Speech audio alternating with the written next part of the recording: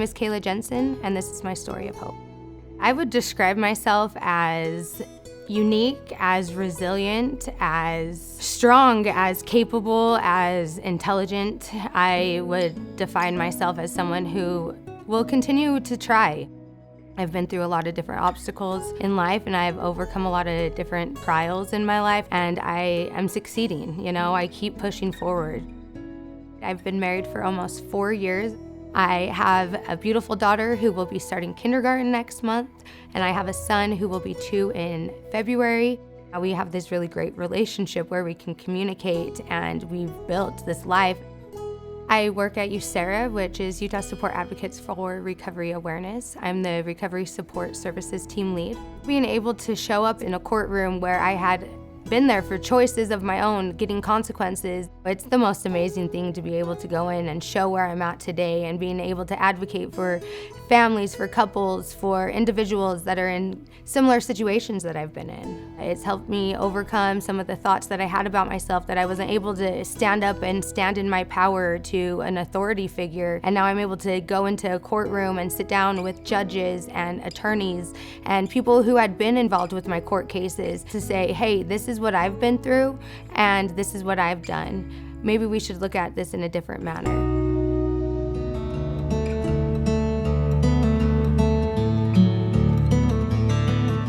I'm a woman in long-term recovery. I started using substances at about age 15. I was really searching for acceptance.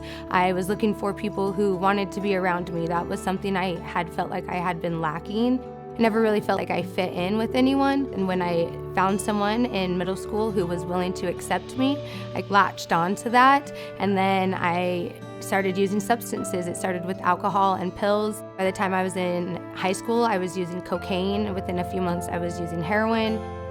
I started stealing. I started doing all these things that I didn't really know what any of the consequences were. I was so young and naive. I finally felt like someone wanted me.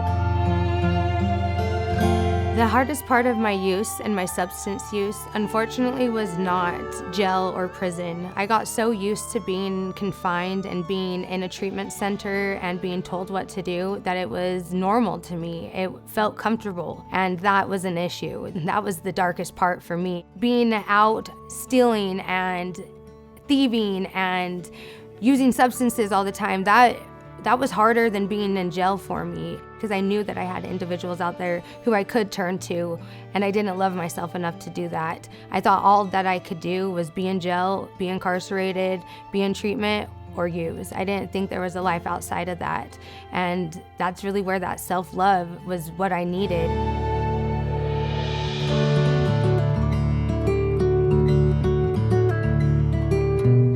I was charged with my first felony in 2007, and I was still in high school. And that's actually the first time I went to House of Hope. Then about 10 years later, after ending up in prison, I had my daughter. She was about 8 months old, and she was removed from my care. I knew that if I went to treatment, I knew something was gonna change. I just knew at this time. I had my daughter that I was now fighting for. So I sought help. I found someone who was going to be there to support me. Entering into that treatment center, it felt like home. I knew that I could walk in there, even though I wasn't there very long the first time, but I knew that I had people in there to support me. Going to treatment and going through the work, meeting with my therapist and advocating for myself and being challenged and being offered different supports, there's nothing like that. House of Hope gave me that. They also encouraged me to love myself and do things for myself, which I hadn't done really before. And so being able to stand in my choices and be authentic is also something I learned there.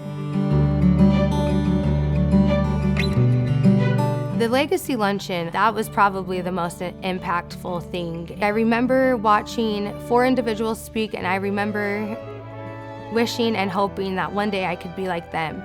I had just transitioned my daughter in about 2 weeks before that, and I had no idea what I was doing. I didn't know if I could be a mom, if I wanted to be. I had all these conflicting feelings, and that gave me hope. 4 years later, I spoke at that Legacy Luncheon. I was able to be that inspiration to someone else. I accomplished that. I set that goal and I was able to show up for that. And that's probably one of my best professional accomplishments, because I set that goal before even being in this field, and to know that somewhere inside of me that I had it in me to be that inspiring person is amazing.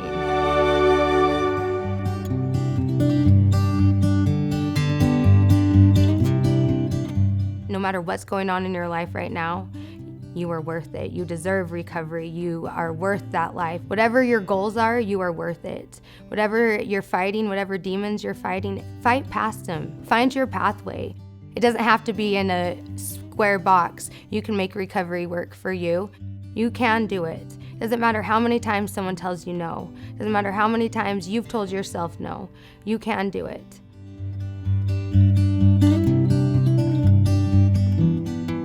I am most proud of the fact that I've never given up, that I continue to learn and I continue to move forward, and I am growing and I am learning. I've been given opportunities that I'm taking advantage of.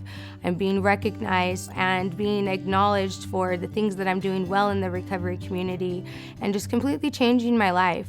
I bought a home, I have my children, I'm married, I've gone to school, I'm working on getting my record expunged and getting a pardon and just moving past that.